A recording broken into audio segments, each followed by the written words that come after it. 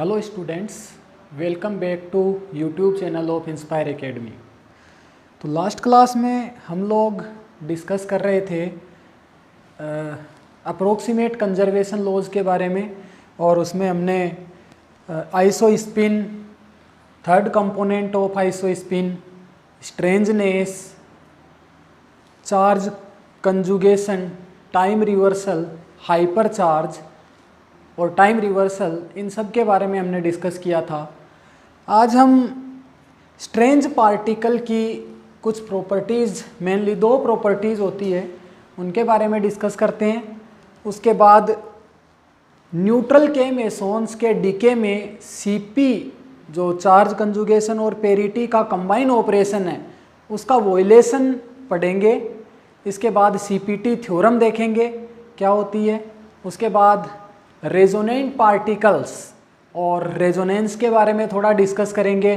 इसके बाद SU3 symmetry के बारे में थोड़ा सा डिस्कस करेंगे। तो देखते हैं, सबसे पहले हम बात करें स्ट्रेंज पार्टिकल्स की। तो स्ट्रेंज पार्टिकल की बेसिकली दो मेन प्रॉपर्टी होती है।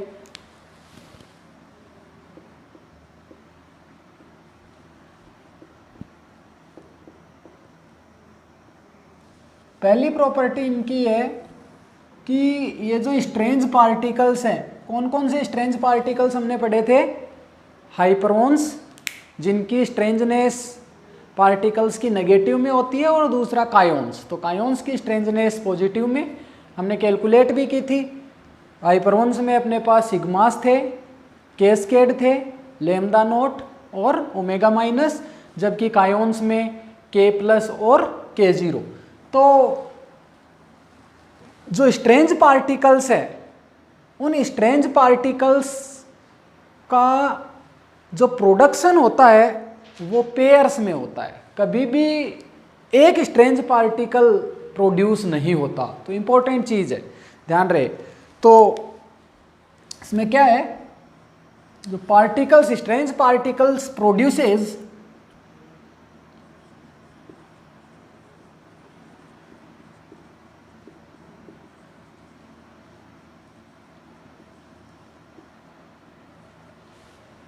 in pairs,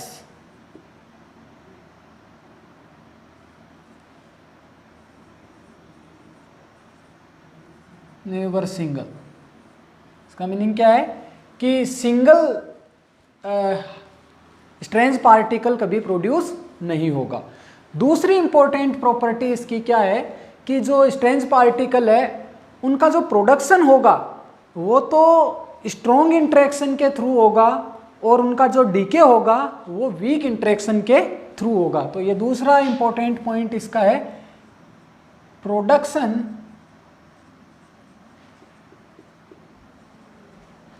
through strong interaction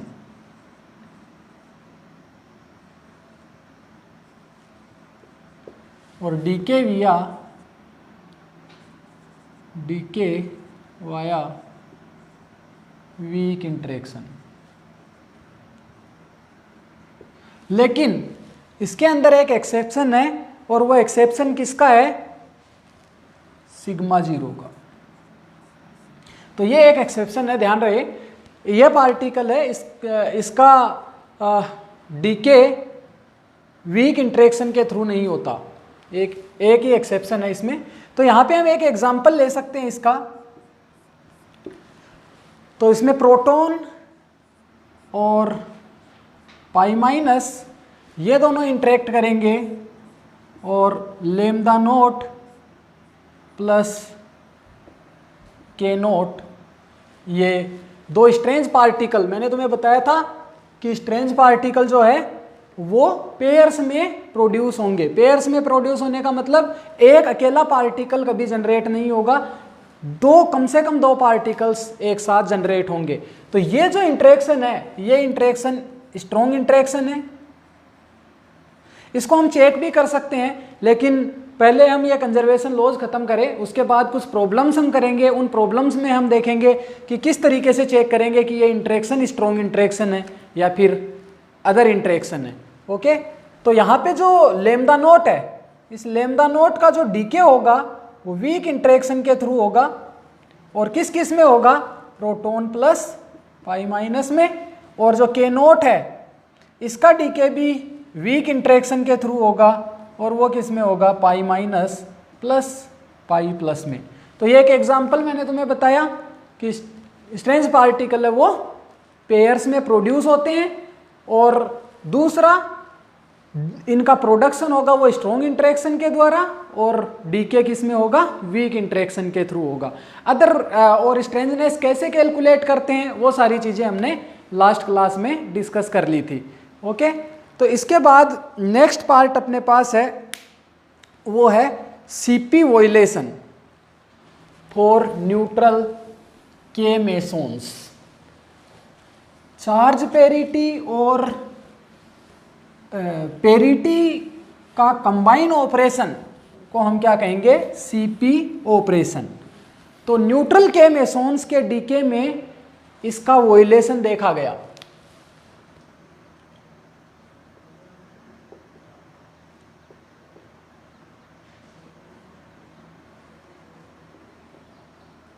Violation of CP in the decay of neutral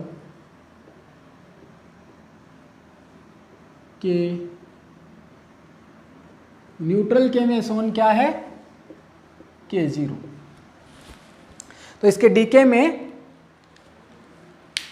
CP का वॉइलेशन होता है। कैसे होता है उसको देखते हैं। तो सबसे पहले क्वांटम मैकेनिक्स में कोई भी पार्टिकल है उसको एब्स्ट्रैक्ट स्पेस में रिप्रेजेंट करने के लिए स्टेट वेक्टर का यूज़ किया जाता है, और यहाँ पे जो स्टेट वेक्टर है उसको हम डिराक नोटेशंस में केट से रिप्रेजेंट करते हैं। तो जब हम क्वांटम मैकेनिक्स पढ़ेंगे तब क्वांटम मैकेनिक्स की लैंग्वेज में ये सारी चीज़ें हम पढ़ेंगे कि किस तरीके से इनका रिप्रेजेंटेशन होता है। फिलहाल जो केट जो होता है उसको हम इस तरीके से रिप्रेजेंट करते हैं। जो K0 होगा उसको हम इसकी स्टेट को स्टेट K0 केट स्टेट इसको बोलते हैं। और अगर इस K0 स्टेट पे Cp को ऑपरेट करें तो C और P का कंबाइन ऑपरेटर जो बनेगा उसकी आइगेन वैल्यू क्या होगी।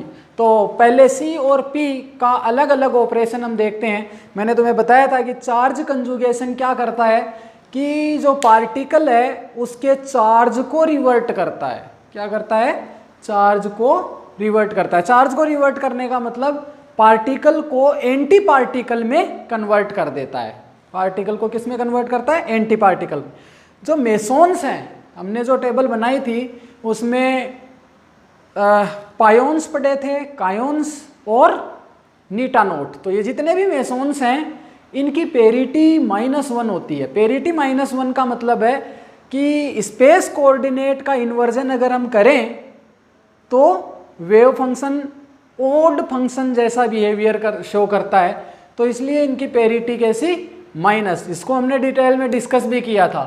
तो अगर इस पे पेरिटी ऑपरेटर अगर हम ऑपरेट करें K0 पे तो हमें क्या मिलेगा, -K0, राइट, -K0। स्टेट तुम्हें सेम मिलेगी क्योंकि मैंने तुम्हें बताया था psi of -x -y -z is equal to either psi of XYZ और माइनस साई ऑफ XYZ। तो इसका मतलब या तो माइनस से मल्टीप्लाई होगा या फिर प्लस से मल्टीप्लाई होगा, स्टेट सेम मिलेगी।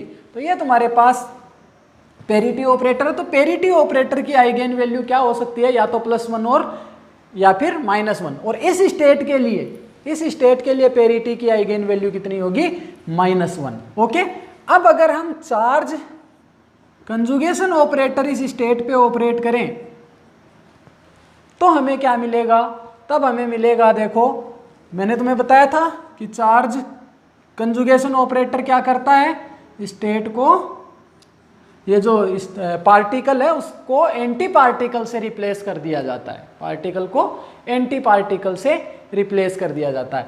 अब अगर हम कंबाइन ऑपरेशन करें, कंबाइन ऑपरेशन क्या, C P किस पे, K0 पे। और यही काम अगर हम K0 बार के लिए, इसका एंटी पार्टिकल क्या है, K0 बार। तो मैंने तुम्हें बताया था पेरिटी, ये K0 क्या है, बोसोन पार्टिकल। तो boson and anti boson have same parity. इसका मतलब अगर पेरिटी ऑपरेटर हम K0 बार पे ऑपरेट करें तो भी हमें क्या मिलेगा, -K0 बार। ओके। और चार्ज कंजुगेशन ऑपरेटर अगर K0 बार पे ऑपरेट करें तो ये क्या करता है, इसको एंटी पार्टिकल में कन्वर्ट कर देता है। तो एंटी पार्टिकल इसका क्या होगा, ये। अब CP ऑपरेशन हम अप्लाई करें किस पे, इस स्टेट K0 पे, तो हमें क्या मिलेगा, पहले क्या होगा, पहले ये चार्ज कंजुगेशन यहाँ पे, पेरिटी ऑपरेटर इस पे ऑपरेट होगा तो क्या मिलेगा, माइनस सेम स्टेट K0, और -1 है वो कांस्टेंट है, ठीक है। तो इसको हम यहाँ से बाहर ले सकते हैं, तो माइनस बाहर आ जाएगा।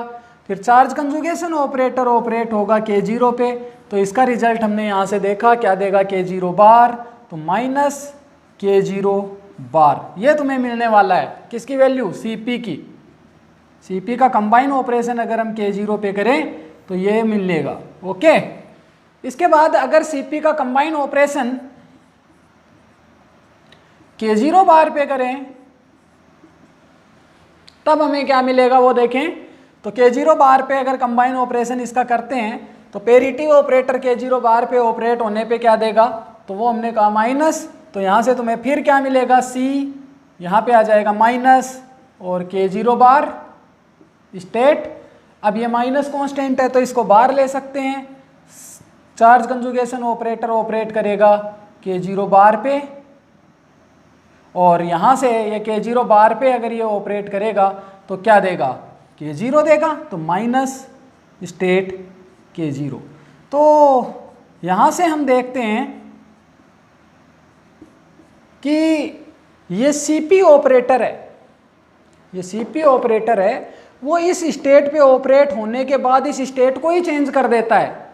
इसका मतलब ये जो K0 बार है या फिर यहाँ से कहे K0 है, ये दोनों ही इस C और P के कंबाइन ऑपरेशन के ऑपरेटर की आइगेन स्टेट्स नहीं है, क्योंकि ये स्टेट्स को चेंज कर देता है। अगर हमें सेम स्टेट वापस मिलती मल्टीप्लाई विथ कांस्टेंट, तब हम इसको आइगेन वैल्यू इक्वेशन बोलते। लेकिन यहाँ पे ये हम देख रहे हैं कि ये CP K0 बार पे ऑपरेट होके इसकी स्टेट को चेंज कर दे रहा है, और ये CP K0 पे ऑपरेट होके इस स्टेट को वापस चेंज कर दे रहा है। तो इसका मतलब ये K0 और K0 बार CP की आइगेन स्टेट्स नहीं है। तब हम एक नई स्टेट डिफाइन करते हैं, और वो नई स्टेट्स क्या है उनको देखते हैं।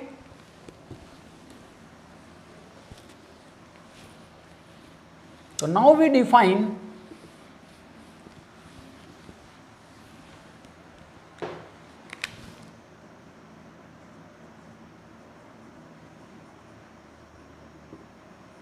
टू स्टेट्स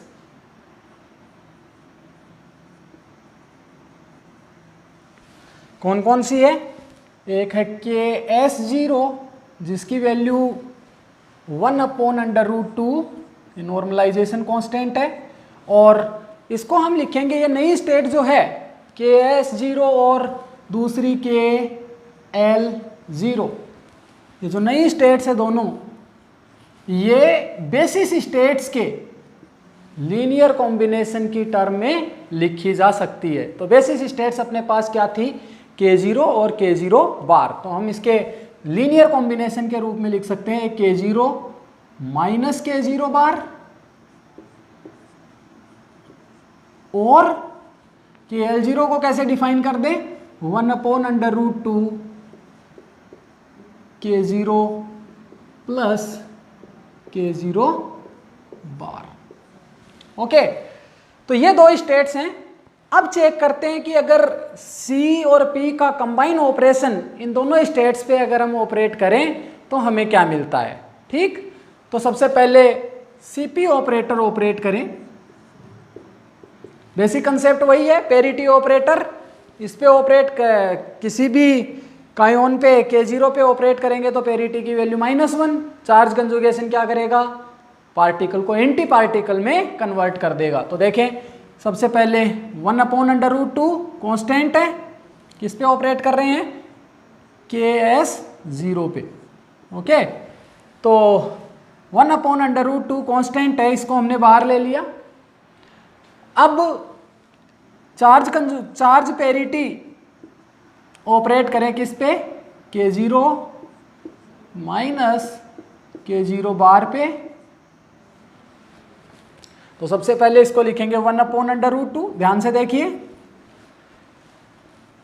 अब C और P का कंबाइन ऑपरेशन K0 पे करेंगे, माइनस C और P का combine operation K0 combine operate K0 बार पे करेंगे।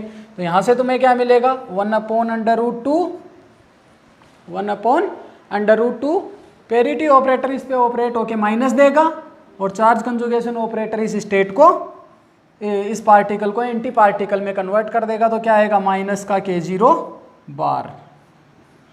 फिर यहाँ से देखें माइनस, और पेरिटी ऑपरेटर इस पे ऑपरेट होके माइनस देगा तो माइनस माइनस प्लस, फिर चार्ज कंजुगेशन इस K0 बार को क्या करेगा, K0 में कन्वर्ट कर देगा।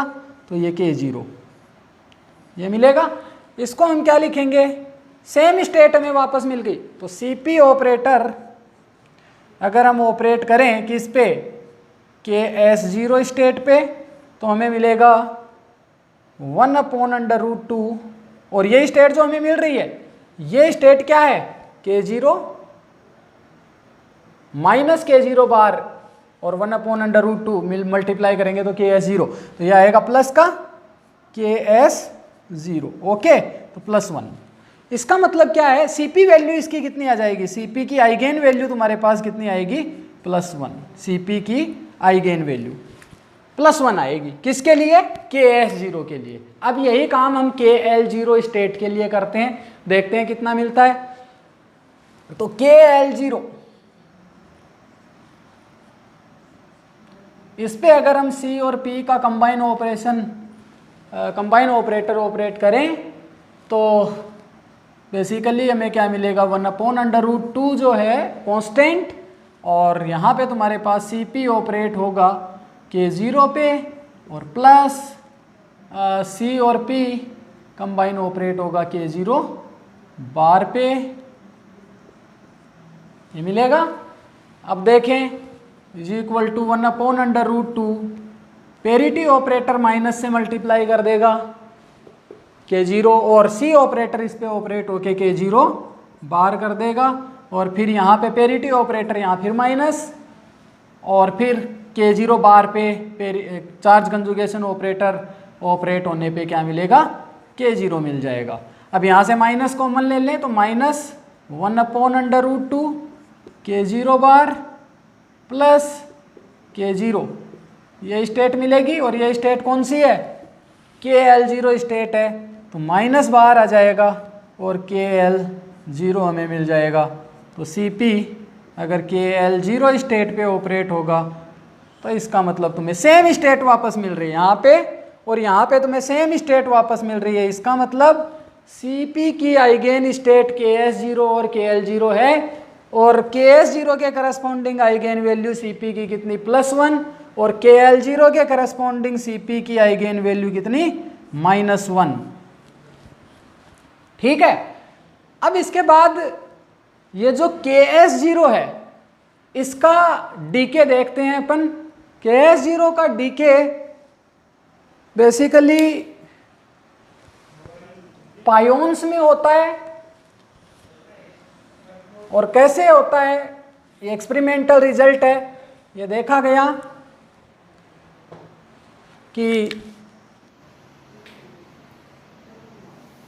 हाँ, तो KS0 जो है वो 2 पायोन मोड में डीके होगा।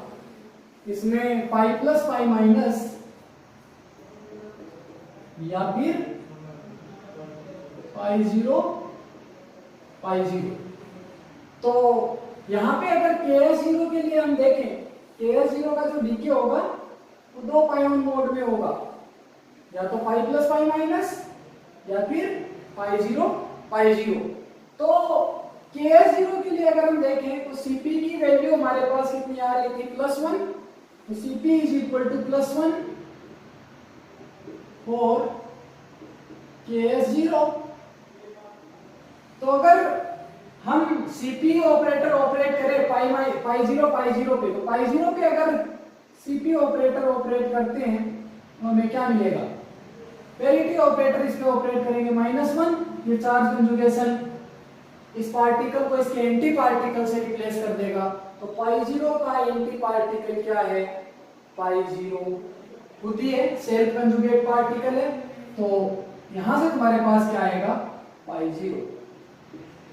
तो अब अगर मान लो यहाँ पे Cp की वैल्यू -1 पाई जीरो के लिए है, तो दूसरे पाई जीरो के लिए भी -1 और दोनों को मल्टीप्लाई करेंगे, तो पाई जीरो के लिए Cp की वैल्यू कितनी हो जाएगी, +1। तो यहां से तुम्हारे पास Cp for pi zero is equal to -1 into -1 pi zero ये मिलेगा। तो इसकी वैल्यू कितनी आएगी, पाई जीरो, राइट। तो इसका मतलब क्या हुआ, Cp की वैल्यू इस पाई जीरो के लिए कितनी, +1, और यहाँ पे Cp की वैल्यू +1 KS0 के लिए भी है। इसका मतलब Cp कंजर्व रहेगा। अगर KS0 इस मोड के थ्रू डीके होता है तो Cp कंजर्व रहता है। इसके बाद अगर हम बात करें KL0 की, तो जो KL0 है इसका डीके 3 पाइओन मोड्स में होता है। KL0 का डीके 3 पाइओन मोड में होता है। कैसे होता है उसको भी देख लेते हैं। तो यहाँ पे तुम्हारे पास जो KL0 है ये पाई प्लस पाई माइनस और पाई जीरो, एक मोड ये है, और दूसरा मोड इसका है pi zero pi zero pi zero. तो जैसा कि मैंने तुम्हें बताया था, इसके लिए Cp वैल्यू कितनी है, -1, और पाई जीरो के लिए Cp वैल्यू -1। तो पाई जीरो के लिए -1 तीनों को मल्टीप्लाई करेंगे। यहाँ पे भी इसके लिए भी Cp की वैल्यू -1 तीनों को मल्टीप्लाई करेंगे तो क्या आएगा, -1। तो इनके लिए भी Cp इज इक्वल टू कितना, -1। तो Cp यहाँ पे कंजर्व रहता है। लेकिन एक्सपेरिमेंट से ये पता चला कि जो KL0 है इसका डीके 2 पाइओन मोड में भी होता है। हालांकि इसकी प्रोबेबिलिटी बहुत कम है, 0.2% प्रोबेबिलिटी है, जिसमें KL0 इस मोड के अलावा, KL0 3 पाइओन मोड के अलावा 2 पाइओन मोड में भी डीके होता है। 2 pion mode means pi minus pi plus और पाई जीरो। लेकिन इस केस में ये एक्सपेरिमेंटली प्रूव है, एक्सपेरिमेंट से हमें पता चला है कि KL0 2 पाइओन मोड में भी डीके होता है, लेकिन बहुत कम बार। यानी अगर हम 0.2% का मतलब है, अगर 100 बार एक्सपेरिमेंट करेंगे तो 98 टाइम्स लगभग 3 पाइओन्स मोड में इसका डीके होगा, और 1 और 2 टाइम्स इस 2 पाइओन मोड में इसका डीके होगा। लेकिन Cp की वैल्यू हमने देखी, Cp की वैल्यू KL0 के लिए कितनी थी, -1, और इन दोनों के लिए -1 तो मल्टीप्लाई करेंगे, Cp की वैल्यू इसके लिए +1, इनके लिए भी Cp कितना, +1। तो इस केस में क्या होगा, इस चार्ज कंजुगेशन और पेरिटी ऑपरेटर का कंबाइन ऑपरेशन होगा, वो कंजर्व नहीं रहेगा। किस केस में, अगर KL0 2 पाइओन मोड में इसका डीके होता है तो एक्सपेरिमेंटली वेरीफाई किया गया है violation of Cp in the DK of neutral K meson. Okay, तो जब ये पता चला, इससे पहले जितने भी एक्सपेरिमेंट्स हुए थे उसमें ये Cp का कंबाइन ऑपरेशन है कभी वायलेट नहीं पाया गया। तो ये जो सीपी कंजर्वेशन लॉ है वो यूनिवर्सल कंजर्वेशन लॉ था, लेकिन इस एक्सपेरिमेंट के बाद इसको अप्रोक्सीमेट कंजर्वेशन लॉ में डाल दिया गया। इसके बाद नेक्स्ट टॉपिक अपना है सीपीटी थ्योरम। ओके,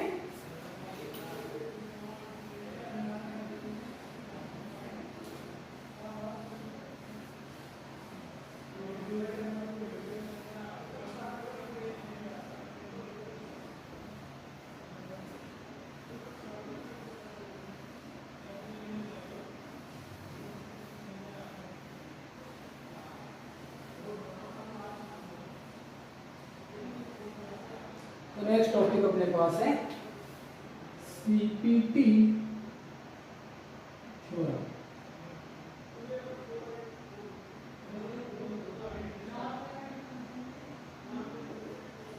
तो ये सीपीटी थ्योरम क्या बताती है कि कोई भी इंटरेक्शन है, जो फंडामेंटल इंटरेक्शन हम पढ़ रहे थे, वो सी चार्ज पेरिटी, पी पेरिटी और टी टाइम रिवर्सल, इसका अगर कंबाइन ऑपरेशन कर दे, ठीक है, तो कोई भी फंडामेंटल इंटरेक्शंस के लिए इन तीनों का कंबाइन ऑपरेशन हमेशा वो फंडामेंटल इंटरेक्शन इनवेरिएंट रहता है। इसका मतलब क्या हुआ कि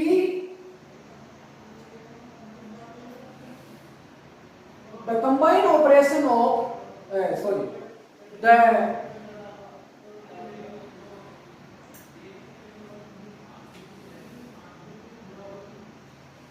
every interaction remains invariant under the combined operation of charge parity, and time reversal operator। इन दोनों का कंबाइंड ऑपरेशन अगर हम करते हैं तो कोई भी फंडामेंटल इंटरेक्शन होगा वो इनवेरिएंट होगा। अगर किन्हीं दो का कंबाइंड ऑपरेशन देखें और इंटरेक्शन इनवेरिएंट नहीं रहे तो तीसरा इंटरेक्शन इसको कंपनसेट कर देगा और ये जो सीपीटी का कंबाइंड ऑपरेशन होगा वो उसमें इंटरेक्शन क्या होगा, इनवेरिएंट रहेगा। ये सीपीटी थ्योरम का स्टेटमेंट है।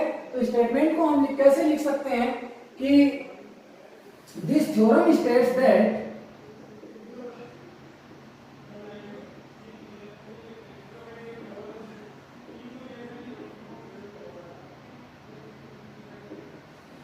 every interaction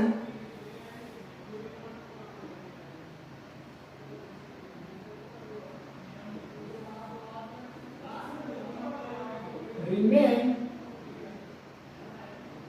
invariant under the combined operation of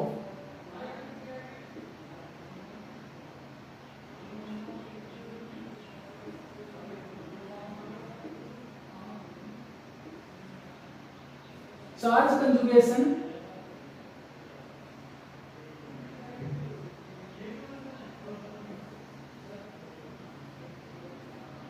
C inversion of space coordinate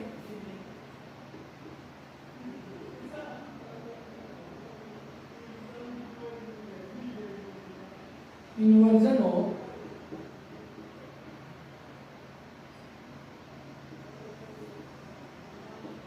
space coordinate, जिसको हम क्या बोलते हैं, इन्वर्जन। स्पेस कोऑर्डिनेट का इन्वर्जन करते हैं तो इसका मतलब parity P and time reversal.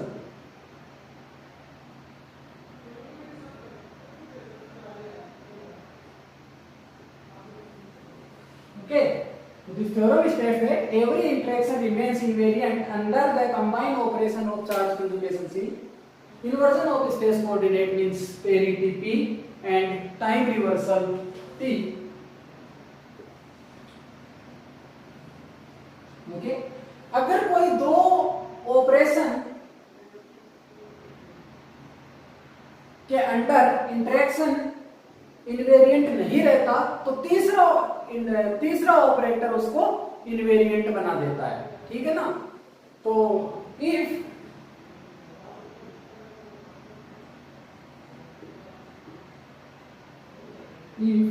the interaction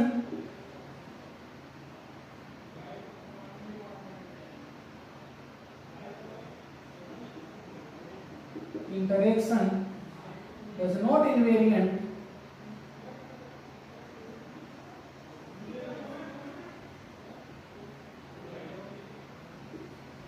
under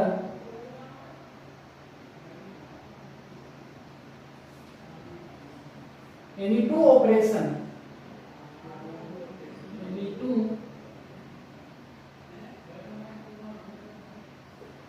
then it must be compensated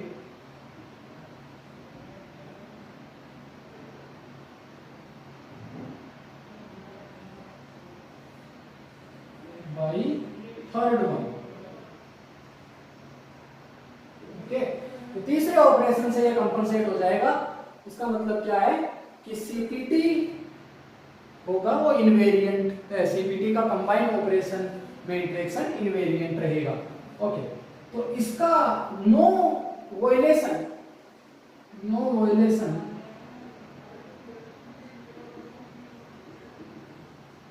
of CPT has been observed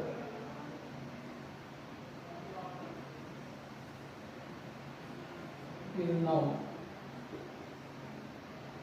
That's why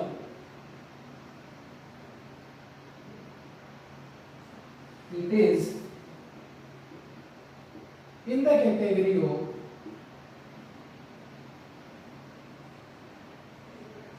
universal conservation law.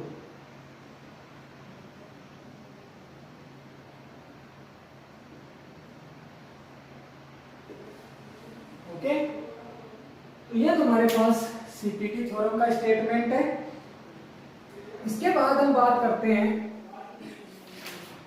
Resonant particles और रेजोनेंस पे।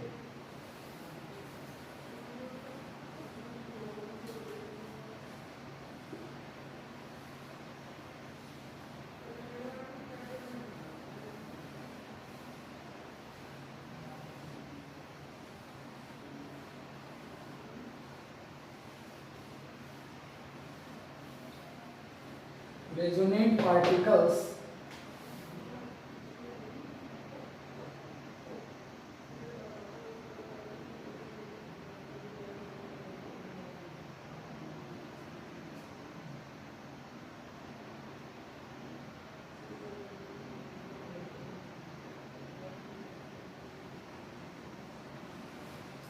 तो बेसिकली रेजोनेंट पार्टिकल्स कौन से पार्टिकल्स होंगे?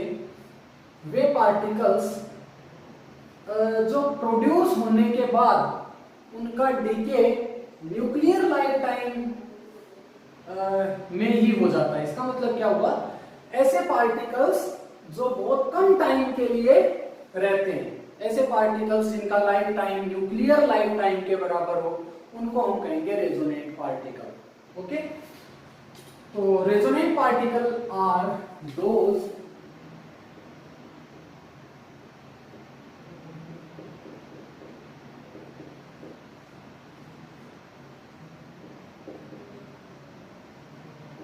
whose lifetime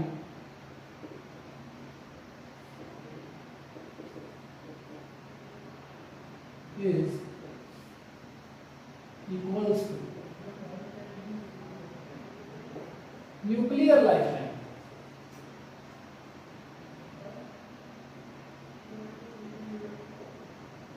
इसका मतलब कितना? 10⁻⁻23 second. Nuclear life time इतना ही है। इसका मतलब ऐसे पार्टिकल क्या होंगे? Short lived particles, short lived particles होंगे। तो अगर इनका लाइफ टाइम बहुत कम है तो इनके मास को और लाइफ टाइम को एक साथ मेजर नहीं किया जा सकता। Due to short life time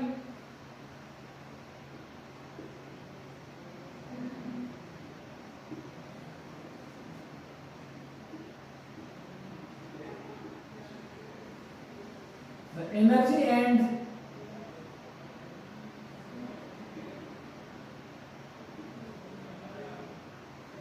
energy जो डायरेक्टली मास से रिलेटेड होती है, एनर्जी एंड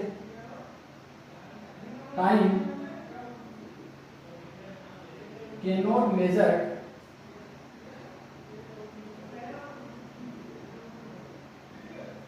simultaneously.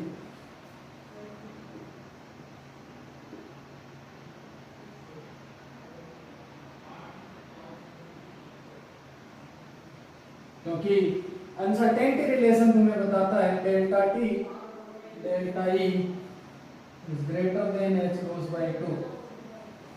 तो ये एनर्जी डायरेक्ट मास से रिलेटेड है, ये टाइम पीरियड है, इनका प्रोडक्ट में uncertainty minimum uncertainty h cross by 2 के बराबर होगी।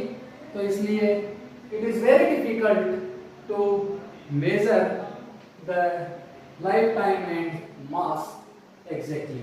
ओके, तो नेक्स्ट पॉइंट इसके अंदर क्या है कि जो रेजोनेंट पार्टिकल्स हैं उनका अगर हम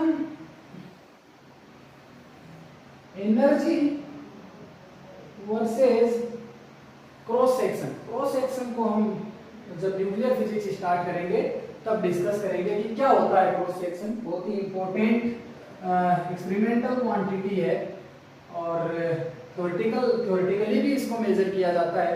तो थ्योरी जो एक्सपेरिमेंटल डेटा को एक्सप्लेन करे वो क्वांटम मैकेनिकल थ्योरी होगी ऐसे पार्टिकल्स के लिए, ऐसा मैं तुम्हें पहले भी बता चुका हूँ। क्योंकि ये न्यूक्लियर फिजिक्स और पार्टिकल फिजिक्स में जो पार्टिकल्स इन्वॉल्व होते हैं वो बहुत छोटे पार्टिकल्स हैं, ऐसे पार्टिकल्स को क्वांटम पार्टिकल्स भी बोला जाता है। और इसके लिए ये पार्टिकल्स इनके जो नेचर को एक्सप्लेन करने वाली फिजिक्स है वो क्वांटम मैकेनिक्स है। तो हम इस डिफरेंशियल क्रॉस सेक्शन और टोटल क्रॉस सेक्शन के बारे में भी डिटेल में डिस्कस करने वाले हैं। फिलहाल अगर ऐसे पार्टिकल्स का रेजोनेंट पार्टिकल्स का हम energy versus cross section graph plot करें तो वो किस तरीके से आएगा, इस तरीके से पीक्स मिलेगी। ओके, और यहाँ पे ये जो पोजीशन ऑफ पीक्स है वो तो तुम्हें क्या बताएगी, मास ऑफ वो किसकी जानकारी देगी, मास ऑफ द पार्टिकल। और विड्थ ऑफ पीक इसके लाइफ टाइम की जानकारी देगी। तो इस पॉइंट को हम नोट कर सकते हैं। The position of peaks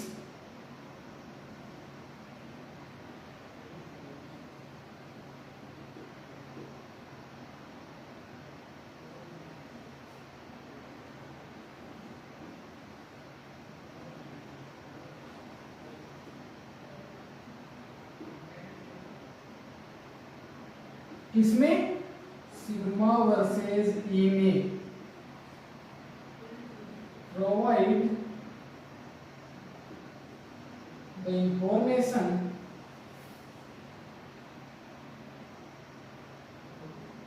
about mass and width off peak.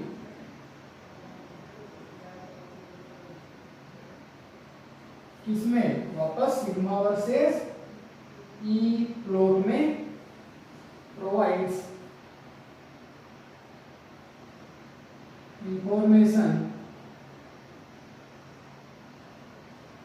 About life time. Basically जो शॉर्ट लिव्ड पार्टिकल है इनका लाइफ टाइम 10⁻⁻23 सेकेंड्स के आसपास ऐसे पार्टिकल्स को हम क्या कहेंगे, रेजोनेंट पार्टिकल्स कहेंगे। तो रेजोनेंट पार्टिकल दो तरीके के हैं, एक मेसोनिक रेजोनेंट और दूसरा बेरियोनिक रेजोनेंट। बेरियोनिक रेजोनेंट में जो पार्टिकल्स हैं उनमें न्यूक्लियोनिक रेजोनेंट नहीं होते, उनमें हाइपरोनिक रेजोनेंट पार्टिकल्स होते हैं। कौन कौन से पार्टिकल्स ये हैं उनको अगर हम देखें तो जो रेजोनेंसेस है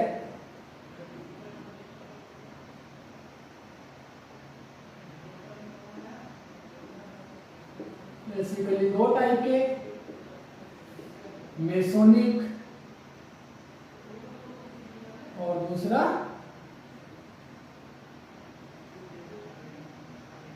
बेरियोनिक, ठीक है। और बेरियोनिक में भी कौन से, हाइपरोनिक, हाइपरोनिक रेजोनेंस। तो यहां पे तुम्हारे पास जो मेसोनिक है इनमें तुम्हारे पास है रो, रो फैमिली ट्रिपलेट स्टेट में होती है जिसमें रो प्लस, रो माइनस और रो जीरो, ट्रिपलेट स्टेट। ओके, इसके बाद दूसरा है डब्ल्यू मेसोन, सिंगलेट स्टेट में होता है, इसकी वैल्यू इसको ओमेगा 0 से रिप्रेजेंट किया जाता है। इसके बाद फाइव मेसोन, ये भी सिंगलेट स्टेट में होता है। और लास्ट तुम्हारे पास इसके अंदर है रेजोनेंट ऑफ के मेसोन, जिसमें तुम्हारे पास के प्लस स्टार और के जीरो स्टार, ये रेजोनेंट पार्टिकल्स हैं। हालांकि ये जो के मेसोन्स हैं इनकी जो प्रॉपर्टीज है वो सारी की सारी सेम प्रॉपर्टीज है जैसी हमने के मेसोन्स पढ़े थे क्लासिफिकेशंस में। प्रॉपर्टी सेम है, लेकिन ये पार्टिकल्स बहुत कम टाइम के लिए लेबोरेटरीज में क्रिएट किए जा सकते हैं या प्रोड्यूस होते हैं, ठीक है। तो लेबोरेटरीज में भी इनको प्रोड्यूस किया जा सकता है स्कैटरिंग एक्सपेरिमेंट्स के द्वारा, लेकिन जब इनकी कैरेक्टरिस्टिक्स को हमें स्टडी करना होता है तब इनको प्रोड्यूस किया जा सकता है, करते हैं साइंटिस्ट लोग। लेकिन ये जो इनका लाइफ टाइम है वो बहुत कम लाइफ टाइम है, ये 10 to the power minus 23 seconds के ऑर्डर का होता है। तो थोड़ा सा इन चीजों को ध्यान रखें। इसके बाद नेक्स्ट पार्ट जो मैंने तुम्हें बताया वो है हाइपरोनिक रेजोनेंस। हाइपरोनिक रेजोनेंस में तुम्हारे पास कौन कौन से है, सिग्मा स्टार ट्रिपलेट स्टेट में होता है, सिग्मास है तुम्हारे पास यहाँ पे, लेकिन रेजोनेट पार्टिकल्स भी है सिग्मा स्टार। तो सिग्मा स्टार है, इसमें सिग्मा प्लस, सिग्मा जीरो। हालांकि प्रॉपर्टीज इनकी डिफरेंट होंगी, स्पिन के बारे में भी हम बात करेंगे। ये जो कायोन्स है और वो ये रेजोनेंट कायोन्स है और वो पार्टिकल्स उनका लाइफ टाइम इनके लाइफ टाइम से ज्यादा होता है। तो कुछ इनकी प्रॉपर्टीज डिफरेंट होने की वजह से ये रेजोनेंट की श्रेणी में आते हैं। इसका मतलब इनका लाइफ टाइम तो 10 to the power minus 23 second होगा ही होगा। अदर प्रॉपर्टीज भी उन पार्टिकल्स से डिफरेंट होगी। कैसे डिफरेंट होगी वो हम पढ़ेंगे, SU3 सिमेट्री पढ़ेंगे तब। तो यहाँ पे ये सिग्माज है, sigma plus star, sigma zero star और sigma minus star, triplet state में पाया जाता है। इसके बाद कैस्केड है, इसका भी रेजोनेंट पार्टिकल्स होंगे, ये डबलेट स्टेट में होगा। कौन कौन सी स्टेट्स होंगी, कैस्केड जीरो स्टार और कैस्केड माइनस स्टार, ओके। और इसके बाद इसके अंदर है वो omega minus. Omega minus basically resonant particle है, लैम्डा नॉट रेजोनेंट पार्टिकल है। ये सारे के सारे पार्टिकल तुम्हारे पास रेजोनेंट पार्टिकल है और ये इनकी ये स्ट्रेंज पार्टिकल और स्ट्रेंज, क्योंकि जितने भी हाइपरॉन्स होते हैं वो स्ट्रेंज पार्टिकल्स होते हैं।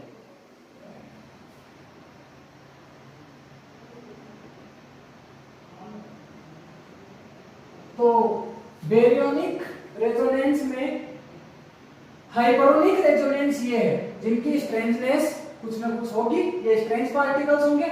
और बेरियोनिक रेजोनेंस में नॉन बेरियन पार्टिकल्स भी है जिनका life time 10 to the power minus 23 seconds होता है और वो है डेल्टास। और डेल्टास तुम्हारे पास है वो क्वाड्रप्लेट स्टेट में पाया जाता है, delta plus plus, delta plus, delta zero और डेल्टा माइनस, ओके।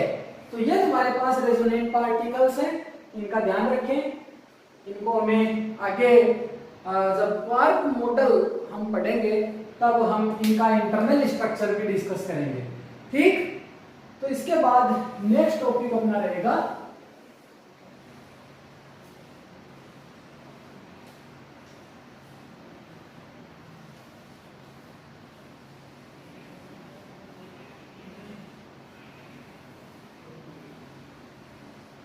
तो नेक्स्ट टॉपिक अपने पास है सिमेट्री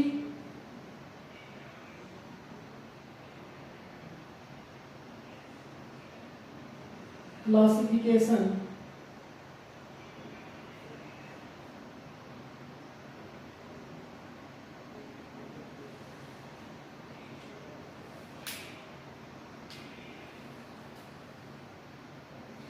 सिमेट्री क्लासिफिकेशन ऑफ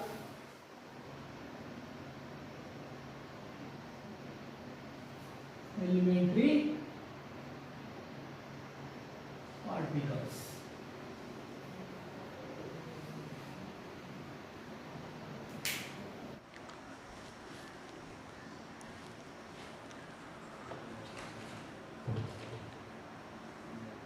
हाँ, तो हम डिस्कस कर रहे थे symmetry classification of elementary particles. तो जितने भी कंजर्वेशन लॉज हैं वो किसी सिमेट्री वो इन्वेरिएंट रहेंगे किसी न किसी सिमेट्री ऑपरेशंस के करस्पॉन्डिंग। तो एक से ज़्यादा सिमेट्री ऑपरेशंस भी हो सकते हैं, जैसे isotropy of space, homogeneity of time, homogeneity of space, इस तरीके की सिमेट्री ऑपरेशंस हो सकते हैं। तो जो भी कंजर्वेशन लॉज हैं वो अगर किन्हीं सेट ऑफ सिमेट्री ऑपरेशंस के करस्पॉन्डिंग इन्वेरिएंट रहें, सेट ऑफ सिमेट्री ऑपरेशंस का मतलब एक से ज़्यादा सिमेट्री ऑपरेशंस अगर हम लगाएं और वो इन्वेरिएंट रहे कंजर्वेशन लॉज, तो उस सेट को हम क्या कहेंगे, एक ग्रुप कहेंगे और इस ग्रुप को नाम देंगे सिमेट्री ग्रुप। ओके, तो सिमेट्री ग्रुप हमारे पास है। अब देखो कि कोई भी कंजर्वेशन लॉ है वो किसी सिमेट्री ऑपरेशंस को फॉलो करेगा और सिमेट्री ऑपरेशंस के करस्पॉन्डिंग एक ऑपरेटर होगा और उस ऑपरेटर को मैट्रिक्स से रिप्रेजेंट किया जा सकता है। तो अगर ऑपरेटर मैट्रिक्स से रिप्रेजेंट कर दिया तो सिमेट्री ऑपरेशंस किसी कंजर्वेशन लॉ के करस्पॉन्डिंग एक से ज़्यादा हो सकते हैं।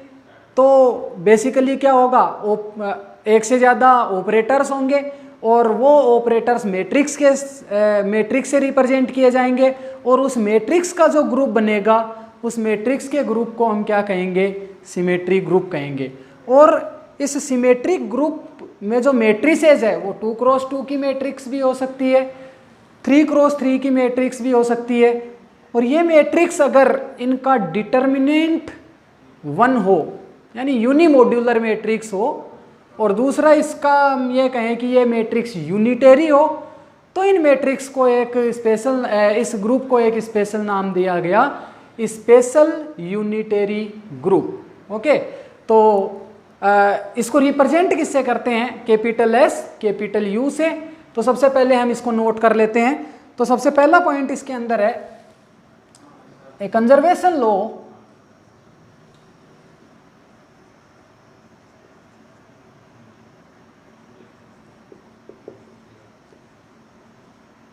represents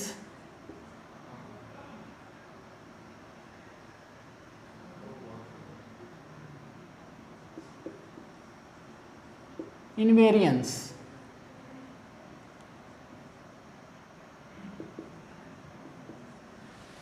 A conservation law represent invariance,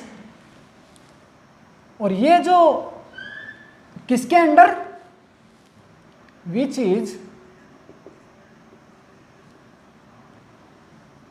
which is correspond to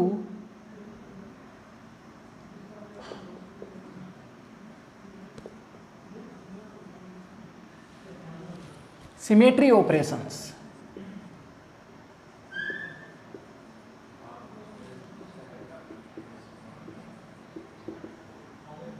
ठीक है, और a set of these symmetry operations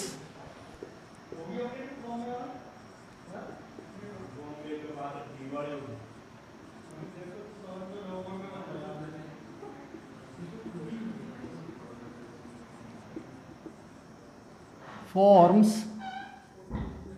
a group which is known as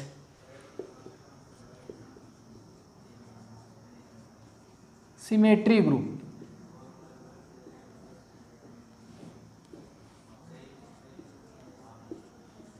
तो हम इसमें क्या कह सकते हैं कि कंजर्वेशन लॉ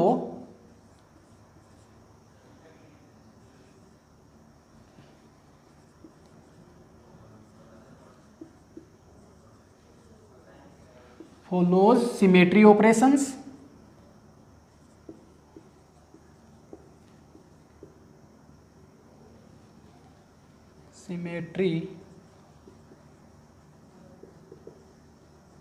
और ये जो सिमेट्री ऑपरेशंस हैं इसके करस्पॉन्डिंग क्या होगा, ऑपरेटर्स। सिमेट्री ऑपरेशंस के करस्पॉन्डिंग क्या होगा, ऑपरेटर्स। इनके करस्पॉन्डिंग ऑपरेटर्स होंगे और ऑपरेटर्स रिप्रेजेंटेड बाय मैट्रिसेस।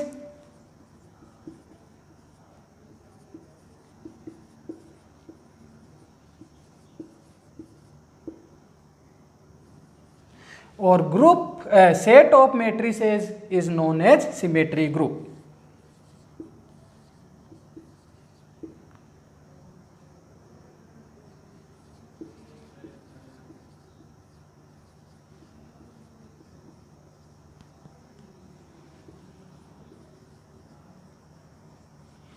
तो इसको क्या कहेंगे हम, ग्रुप कहेंगे और नोन एज सिमेट्री ग्रुप लिख सकते हो।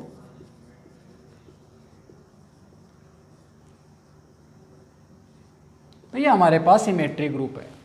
अब जो मैट्रिक्स है may be unitary and unimodular. Unimodular means matrix का डिटर्मिनेंट कितना, 1। तो अगर मैट्रिक्स की ये प्रॉपर्टी है देन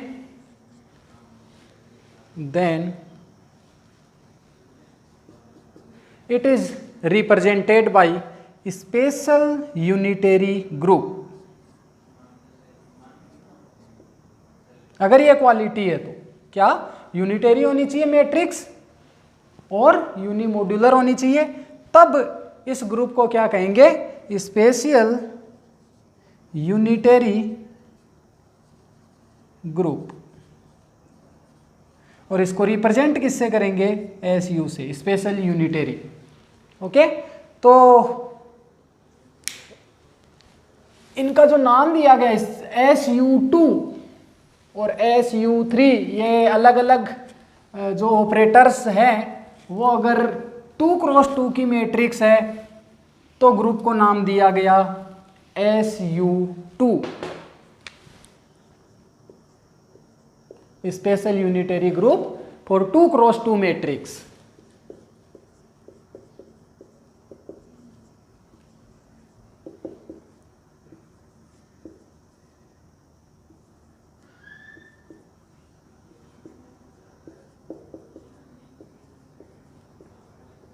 बेसिकली इसमें 3 जनरेटर्स होते हैं।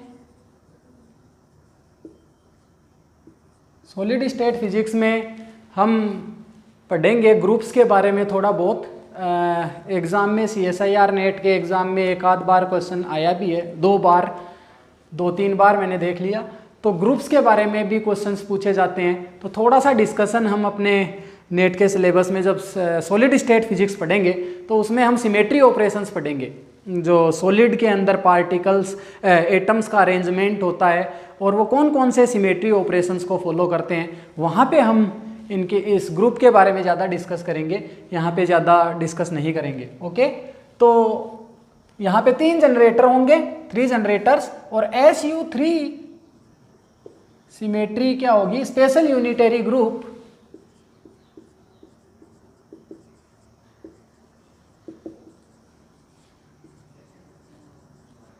For 3x3 matrix. इसके लिए 3x3 मैट्रिक्स, इसमें तुम्हारे पास 8 जनरेटर्स होते हैं। ओके, तो जो आइसो स्पिन है वो स्ट्रॉन्ग इंटरेक्शन में कंजर्व रहती है।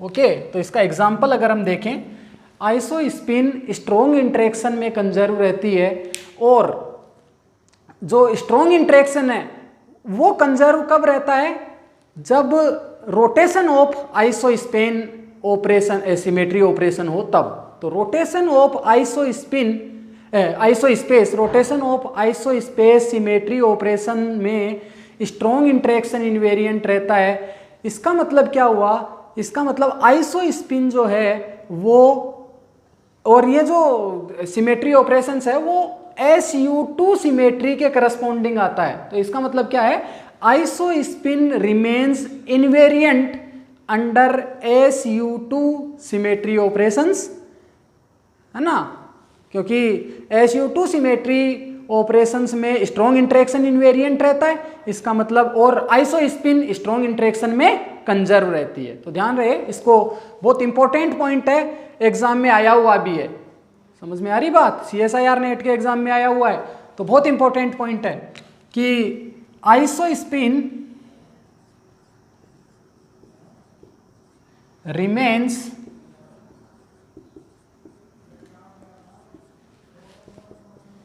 invariant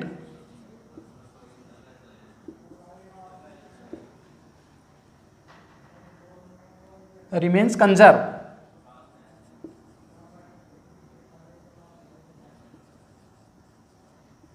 in strong interaction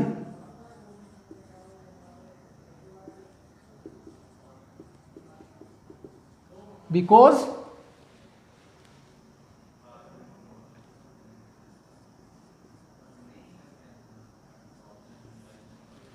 क्यों, क्योंकि स्ट्रॉन्ग इंटरेक्शन है वो रोटेशन ऑफ आइसो स्पिन में इनवेरिएंट रहता है, because of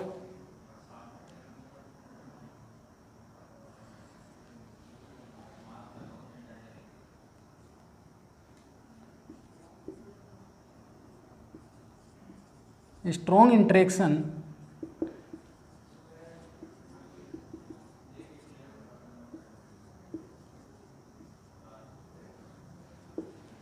under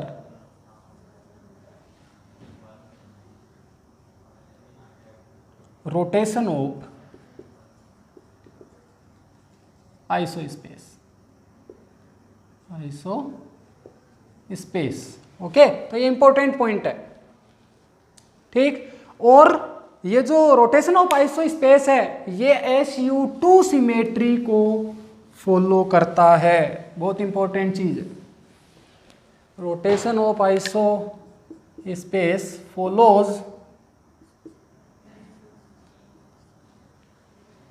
SU2 symmetry, ठीक है, SU2 सिमेट्री को ये फॉलो करेगा। इसका मतलब क्या हुआ, इसका मतलब हुआ कि स्ट्रॉन्ग इंटरेक्शन SU2 सिमेट्री के करस्पॉन्डिंग इनवेरिएंट रहता है, ठीक है।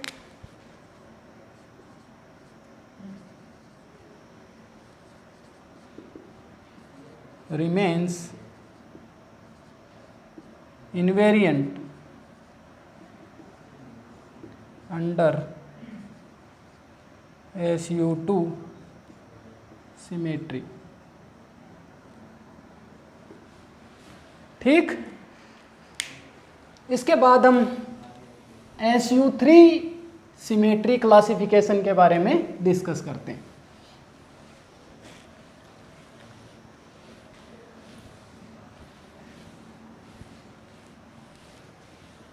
तो SU3 सिमेट्री का मतलब समझ में आ ही गया कि इसमें जो ऑपरेशन होगा, सिमेट्री ऑपरेशन होगा, उसके करस्पॉन्डिंग ऑपरेटर होंगे, और वो ऑपरेटर 3x3 के मैट्रिक्स को रिप्रेजेंट करेंगे, जो कि यूनिटरी मैट्रिक्स होगी, और उनका डिटर्मिनेंट कितना होगा, 1। तो SU3 सिमेट्री क्लासिफिकेशन,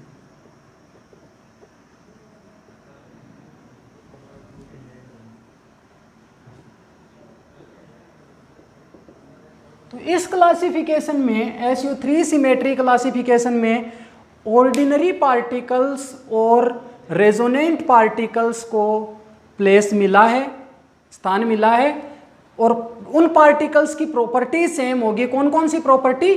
स्पिन और पेरिटी। तो ऐसे रेजोनेंट पार्टिकल और ऑर्डिनरी पार्टिकल्स जिनकी स्पिन पेरिटी सेम है, स्पिन और पेरिटी सेम है, उनको SU3 सिमेट्री क्लासिफिकेशन में प्लेस मिला है। ऐसे पार्टिकल्स की हम कितने पार्टिकल्स का यहाँ पे फैमिली बनेगी, उसमें एक पार्टिकल हो सकता है, या फिर 8 से लेके 10 पार्टिकल हो सकते हैं, या फिर 27 पार्टिकल्स हो सकते हैं। तो इनको नोट कर लें कि ordinary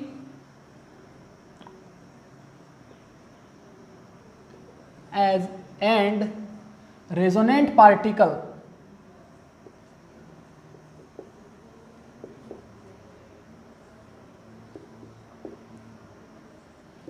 with same spin and parity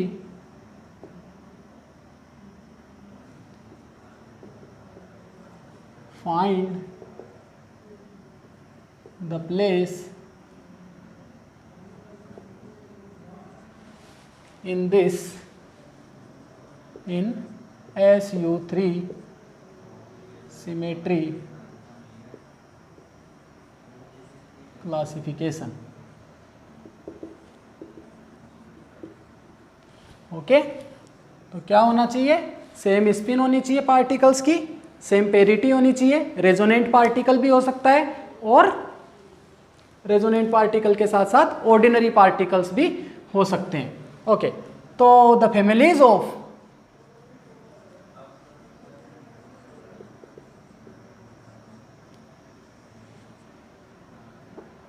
one और 8 to 10 और 27 मेंबर्स।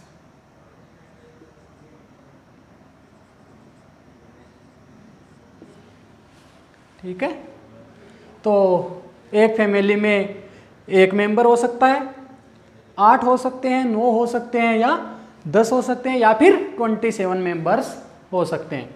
तो इसमें सबसे पहला एग्जाम्पल हम लें, तो पहला एग्जाम्पल अपने पास है बेरियन ऑक्टेट। बेरियन ऑक्टेट का एग्जाम्पल लेते हैं।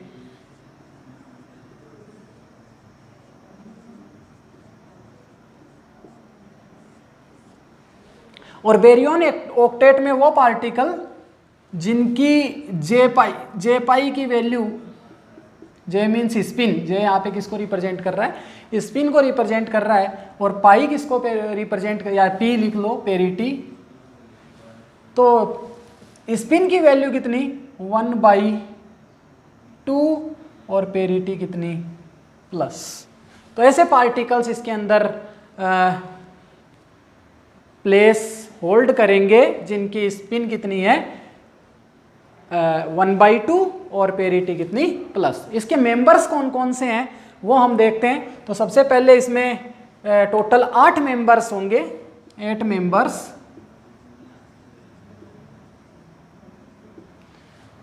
तो मैं इसको मिटा रहा हूँ, एक बार स्पेस कर लेते हैं थोड़ा सा बोर्ड पे, उसके बाद डिस्कस करेंगे। तो कौन कौन से 8 मेंबर्स होंगे, मैं एक बार दोबारा से नोट कर देता हूँ इसको ऊपर।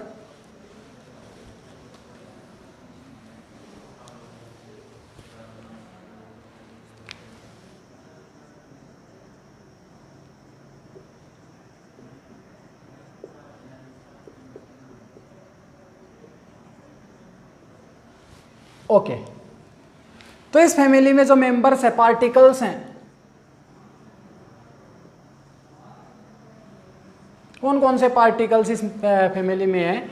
तो वो सबसे पहले प्रोटॉन, स्पिन तुम्हें पता है हाफ, प्रोटॉन, न्यूट्रॉन, इलेक्ट्रॉन सबकी स्पिन हाफ है, और पेरिटी यहाँ पे कितनी है? प्लस। तो प्रोटॉन, न्यूट्रॉन, इसके बाद सिग्माज, तो sigma plus sigma zero, sigma minus, इसके बाद कैस्केड, तो कैस्केड ज़ीरो और कैस्केड माइनस, इसके बाद लेमदा नोट, टोटल कितने हो गए 4 और 4 8। तो इतने पार्टिकल्स यानी 8 पार्टिकल्स यानी 8 मेंबर्स होंगे इस फैमिली में। इन सब की स्पिन हाफ और पेरिटी प्लस। ओमेगा माइनस नहीं आया जी, सारे के सारे वेरियोन्स आ गए ओमेगा माइनस को छोड़ के। ओमेगा माइनस की पेरिटी कितनी है, पेरिटी तो स्पिन उनकी कितनी है 3/2। मैंने तुम्हें बताया था कि जितने भी बेरियोन्स हैं और जितने भी लेप्टॉन्स हैं, केवल ओमेगा माइनस को छोड़ के सबकी स्पिन कितनी है 1/2। वो जो हमने क्लासिफिकेशन किया था, एलिमेंट टेबल बनाई थी, उस टेबल के अंदर जितने भी पार्टिकल्स थे उनमें और जितने भी बोसॉन्स हैं उनकी स्पिन मैंने तुम्हें बताई थी 0। ओके, तो ये पार्टिकल्स तुम्हारे पास आ गए। इसके बाद यहाँ पे इन पार्टिकल्स की आइसो स्पिन कितनी है, I3 कितना है, बेरियन नंबर कितना है, स्ट्रेंजनेस कितनी है,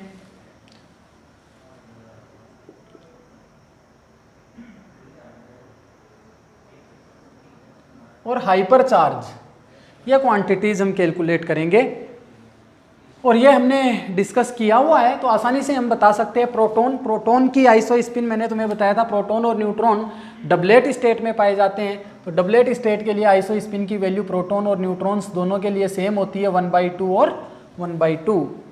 और सिग्माज के लिए ये कितनी होती है 1 1 और 1। कैस्केड के लिए डबलेट स्टेट में पाया जाता है तो 1/2 1/2। आइसो स्पिन की वैल्यू अगर पार्टिकल्स सिंगलेट स्टेट में पाए जाते हैं तब 0, डबलेट स्टेट में पाए जाते हैं तो 1/2 और ट्रिपलेट स्टेट में पाए जाते हैं तो कितनी 1। और अगर क्वाड्रेट स्टेट में पाए जाते हैं, जैसे मैंने एक रेजोनेंट पार्टिकल का एग्जांपल लिया था, डेल्टा जो पार्टिकल है, जो नॉन स्ट्रेंज पार्टिकल है, जिसमें delta plus plus, delta plus, delta 0 और डेल्टा माइनस चार पार्टिकल्स इन्वॉल्व रहते हैं। तो उसके लिए अगर तुम्हें आइसो स्पिन की वैल्यू कैलकुलेट करना है, क्योंकि हेड्रोन है इसलिए आइसो स्पिन तो कैलकुलेट करना ही पड़ेगा। तो 2i + 1 = 4, 2i = 3/3 और i = 3/2। तो 3/2 ऐसे पार्टिकल्स की जो क्वाड्रा प्लेट की फॉर्म में मिलते हैं, मल्टीप्लेट्स में मिलते हैं, तो उनके लिए 3/2। यहाँ पे लेमदा नोट सिंगलेट स्टेट में आता है तो आइसो स्पिन की वैल्यू कितनी 0। I3 की वैल्यू कैलकुलेट करें तो 1/2 के करस्पॉन्डिंग I3 की वैल्यू -1/2 और +1/2। और +1/2 हाईएस्ट चार्ज को असाइन होगी, तो प्रोटॉन पे न्यूट्रॉन से ज़्यादा चार्ज है तो +1/2 यहाँ पे आएगा, -1/2 इसको असाइन होगा। ऐसे ही हमने सिग्मा प्लस के लिए वैल्यू कैलकुलेट करी थी। I की वैल्यू 1 है तो I3 की वैल्यू 1, 0 और -1, हाईएस्ट चार्ज को 1 मिलेगा, उससे कम वाले को 0, उससे कम वाले को -1। और यहाँ पे कैस्केड 0 और कैस्केड -1/2, हाईएस्ट वैल्यू, ज़्यादा चार्ज 0 है, ज़्यादा नंबर 0 है, -1 को -1/2 मिलेगा। और यहाँ पे लेमदा नोट के लिए I3 की वैल्यू भी 0। इसके बाद बेरियन नंबर कैलकुलेट करें तो सारे के सारे पार्टिकल्स बेरियन है, यस, तो सबका बेरियन नंबर कितना 1। सारे के सारे पार्टिकल्स बेरियंस हैं तो बेरियंस का बेरियन नंबर कितना 1। इसके बाद स्ट्रेंजनेस हमने कैलकुलेट की हुई है। प्रोटॉन और न्यूट्रॉन नॉन स्ट्रेंज पार्टिकल है तो स्ट्रेंजनेस 0। सिग्माज की स्ट्रेंजनेस हमने कैलकुलेट की है तीनों पार्टिकल्स की -1। और कैस्केड की स्ट्रेंजनेस हमारे पास आई थी -2 और लेमदा नोट की स्ट्रेंजनेस कितनी -1। यही आएगी, ओके। तो इसके बाद हाइपर चार्ज मैंने तुम्हें बताया था B+S या फिर 2 times average of charge on multiplets. Okay, तो B+S कैलकुलेट करते हैं 1 1 0 0 0, फिर -1 -1 0। ये तुम्हारे पास हाइपर चार्ज है। अब अगर हम एक प्लॉट बनाएं hyper charge versus third component of iso spin, तो यहाँ पे मैं लिख लेता हूँ हाइपर चार्ज y एक्सिस पे और third component of isospin I3 यहाँ पे हम ले लेते हैं। तो देखो अब वाई एक्सिस पे तुम्हारे पास क्या है, हाइपर चार्ज, और हाइपर चार्ज की मैक्सिमम वैल्यू 1 और मिनिमम वैल्यू -1। तो यहाँ पे तुम्हारे पास 3 पॉइंट्स होंगे, -1, 0 और 1। ठीक, इसके बाद I3 की वैल्यूज कौन कौन सी पॉसिबल है, तो उसमें 0, -1/2, +1/2, 1 और -1। तो 0, -1/2, सॉरी +1/2, -1/2, और यहाँ पे तुम्हारे पास आ जाएगी 1 और यहाँ पे आ जाएगी -1। अब चेक कर लो एक एक पार्टिकल्स के लिए। तो सबसे पहले हम देखें प्रोटॉन के लिए y की वैल्यू 1 और I3 की वैल्यू 1/2। तो 1/2 और 1 यहाँ पे तुम्हारे पास आएगा प्रोटॉन, y की वैल्यू 1 और 1/2 किसकी वैल्यू होगी, I3 की वैल्यू। न्यूट्रॉन के लिए -1/2 और 1, तो यहाँ पे तुम्हारे पास न्यूट्रॉन होगा। इसके बाद हम देखें सिग्मा प्लस, तो सिग्मा प्लस के लिए I3 की वैल्यू 1, I3 की वैल्यू 1 और y की वैल्यू 0, तो ये यहाँ पे तुम्हारे पास सिग्मा प्लस होगा। इसके बाद सिग्मा 0 जिसके लिए I3 की वैल्यू 0, ये भी 0, तो यहाँ पे तुम्हारे पास सिग्मा 0। इसके बाद सिग्मा माइनस में I3 की वैल्यू -1, y की वैल्यू 0, तो यहाँ पे तुम्हारे पास सिग्मा माइनस होगा। इसके बाद कैस्केड 0 के लिए 1/2, -1, 1/2 I3 की वैल्यू, -1 यहाँ पे, तो कैस्केड 0 यहाँ पे कहीं पे होगा, कैस्केड 0। और इसके बाद कैस्केड माइनस के लिए -1/2 -1, यानी यहाँ पे ये पॉइंट मिलेगा। तो ये तुम्हारे पास कैस्केड माइनस है। इसके बाद हम बात करें लेमदा नोट, तो लेमदा नोट 0 0, यानी यहाँ पे तुम्हारे पास लेमदा नोट भी होगा। अब अगर इनको हम पॉइंट्स को मिलाएं तो ये पॉइंट्स कैसे मिलेंगे, इसको देखें। तो ये यहाँ से यहाँ पे ऐसे, ओके, तो ये तुम्हारे पास पॉइंट्स हमने मिला दिए। अब देखो ये जो लाइन है, इस लाइन पे जितने भी पार्टिकल्स है कौन कौन से, प्रोटॉन और सिग्मा प्लस, तो यहाँ पे इन दोनों के लिए चार्ज कितना, Q = 1। इस लाइन पे जो भी पार्टिकल्स आएंगे उन पे चार्ज 1, और ये वाली जो लाइन बनेगी इसके पैरेलल दूसरी लाइन, इस पे चार्ज कितना, 0, और ये वाली लाइन बनेगी इस पे चार्ज कितना, Q = -1। तो ये तुम्हारे पास SU3 सिमेट्री क्लासिफिकेशन में हमने पहला एग्जाम्पल लिया था किसका, बेरियन ऑक्टेट का। तो इसी के अगले पार्ट में हम और SU3 सिमेट्री क्लासिफिकेशन पढ़ेंगे, जिसमें हम मेसोन्स लेंगे। इस वाले केस में जो पार्टिकल्स है सारे के सारे ऑर्डिनरी पार्टिकल्स है, रेजोनेंट पार्टिकल एक भी नहीं है। लेकिन SU3 सिमेट्री ऑपरेशन में जितने भी पार्टिकल्स होंगे किसी भी फैमिली में, वो सारे के सारे पार्टिकल्स की स्पिन और पेरिटी सेम होगी। अगली क्लास में हम आगे का डिस्कशन